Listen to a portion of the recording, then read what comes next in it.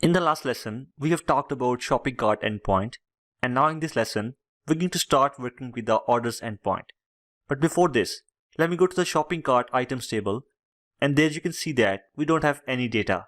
To place the order, we first need to add some items in the shopping cart. So let's go to the add to cart endpoint, and there I'm going to add some data against this user ID.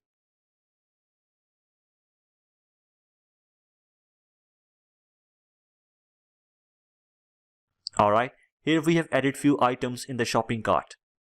Now we're going to start working with the orders endpoint.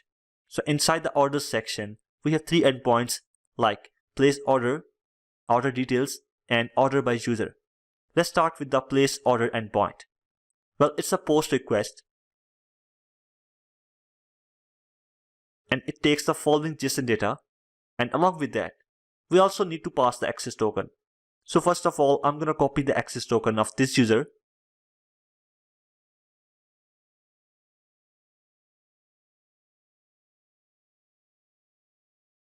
and paste it here.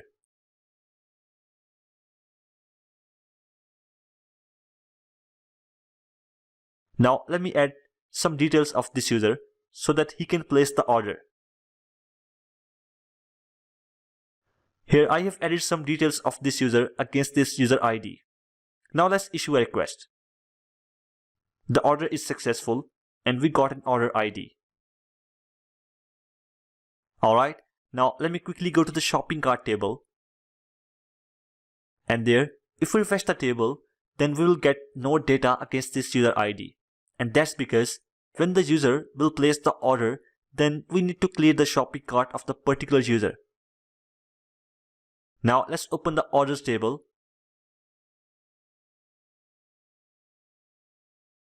And here we have a record like the user against this user ID has placed an order with the following details like full name, address, phone, etc.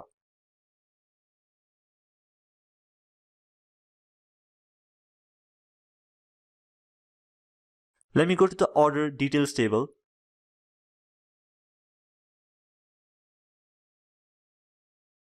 And there we have the following data. Well, against this order ID, we have the following details like price, quantity, total amount, product ID, etc.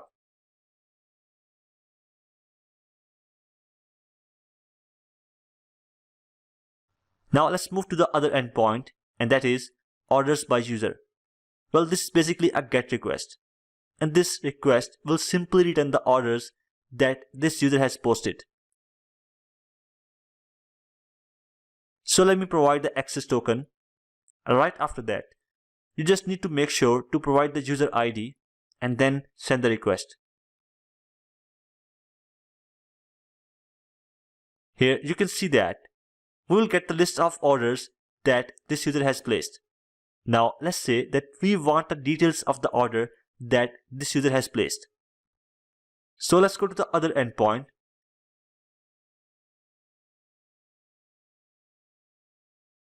And there, first of all, let's provide the access token. Now once we add the access token, then we need to provide the order ID.